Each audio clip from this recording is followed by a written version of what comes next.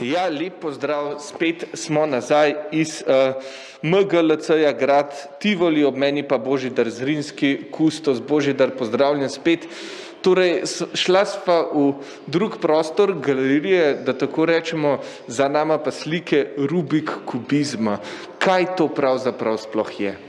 Ja, to je ena taka zanimiva smer, ki jo je v bistvu izumil na nek način Invader sam.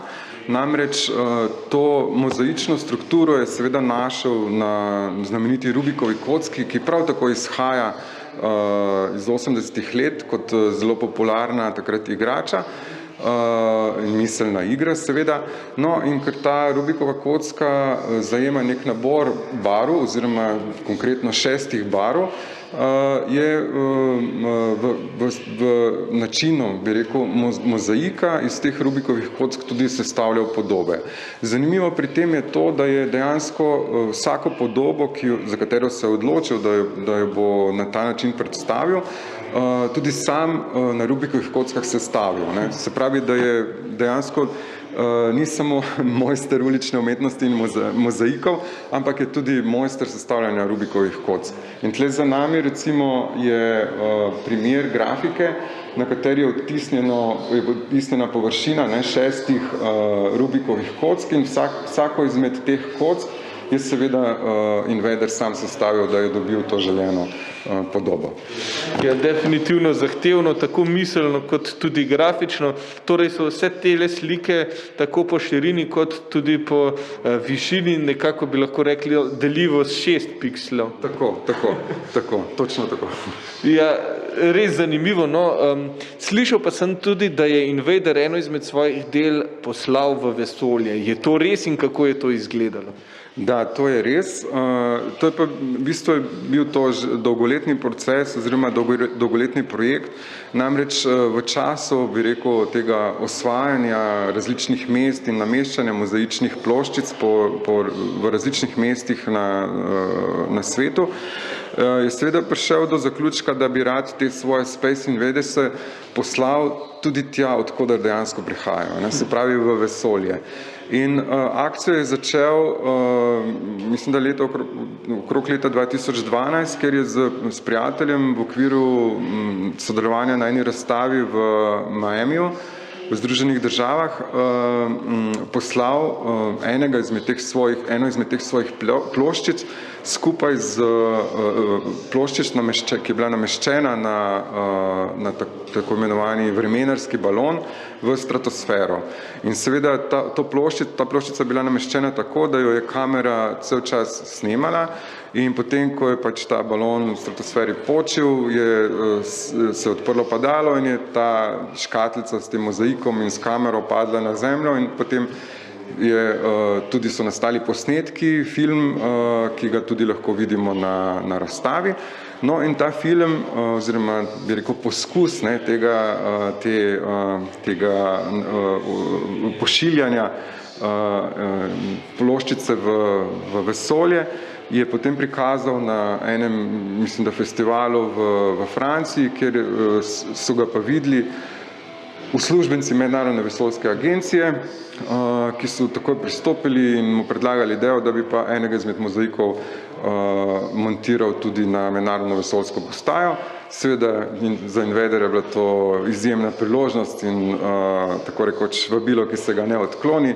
In stekel je projekt, ki je trajal kar nekaj let, preden so v bistvu dejansko razvili vso tehnologijo, način, kako varno v bistvu prepeljati takšno majhno mozaično ploščico sicer v vesolje in jo tam tudi namestiti. In ta film, ki je sicer tudi dosegljiv na YouTubu, prikazuje eno izmed to njegovo ploščico tudi na Mednarodni vesoljski postaji. Definitivno izredno zanimiva novica in seveda velika čast tudi za umetnika. Tule je na voljo na ogled kar nekaj grafičnih podob, pa jih je možno tudi kje kupiti, njihove printe seveda ali pa celo originale. Ja, nekateri izmed teh printov so mogoče še na voljo pri kakih zasebnih zbirateljih, ki je v tujini. Pri nas nažalost še ne, tako da upamo, da v prihodnje se bo ta situacija spremenila, tudi mogoče v okviru te razstave. namreč za njegova dela vlada res izjemno zanimanje in tako galeristi kot zbiratelji, kot oboževalci so nenehno na preži za vsako, bi rekel, za vsakim artiklom, ki ga tako rekoč izda. Tako da pred kratkim, letos, mogoče kot ena od informacij, od zanimivosti ta, da je enega izmed objektov, ki je sestavljen iz teh Rubikovih kock in predstavlja znamenito Mona Lizo, uspel zbiratelj, ki jo je, se pravi lastnik, ki jo je kupil, mislim, da davnega leta 2006 od njega, prodati na dražbi za skoraj $500 000.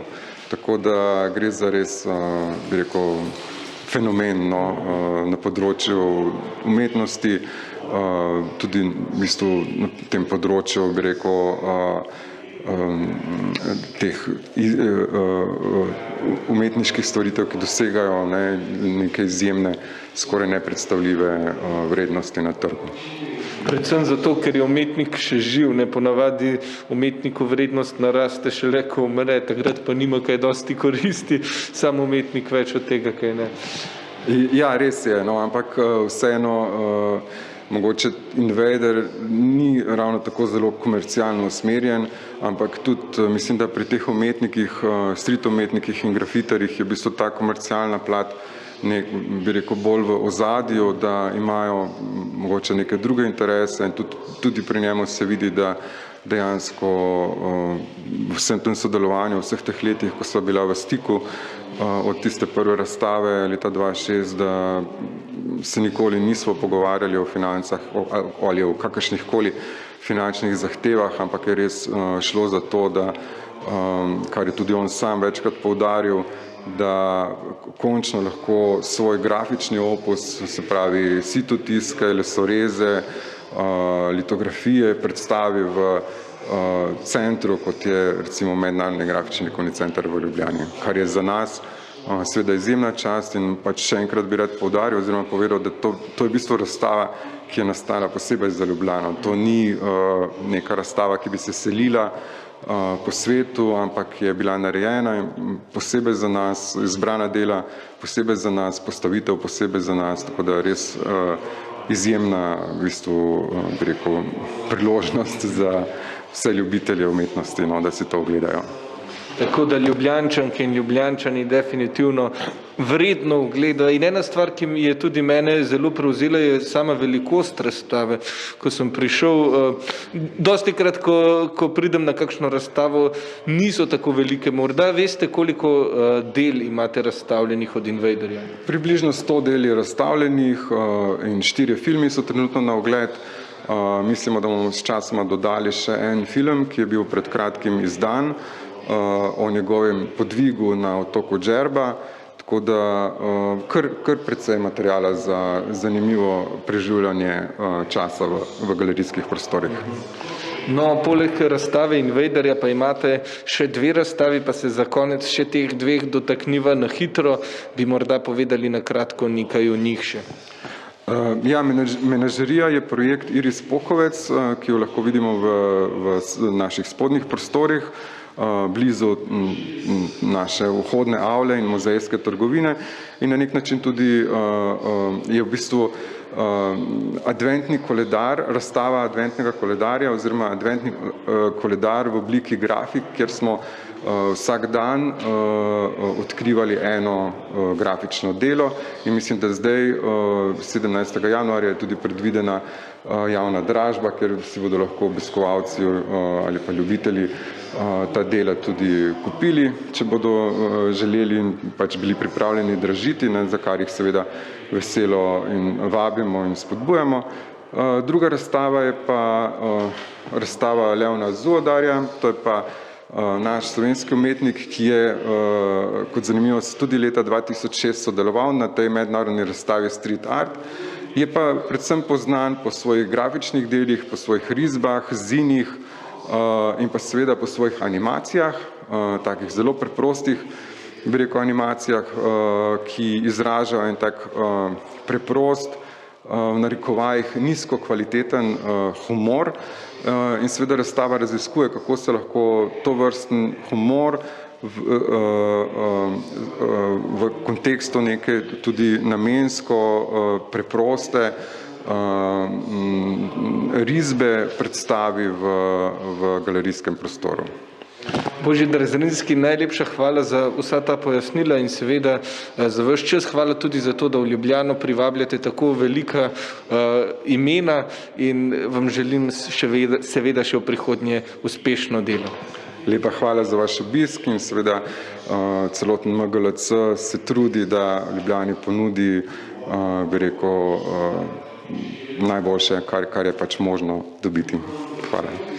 Ja, tako najlepša hvala vse Ljubljančanke in Ljubljančane, pa seveda še enkrat povabimo, ko se boste naslednjič sprehajali po Tivoliju ali pa lahko pridete tudi posebej samo zato, ne izpustite razstave v MGLC-ju tukaj le na gradu.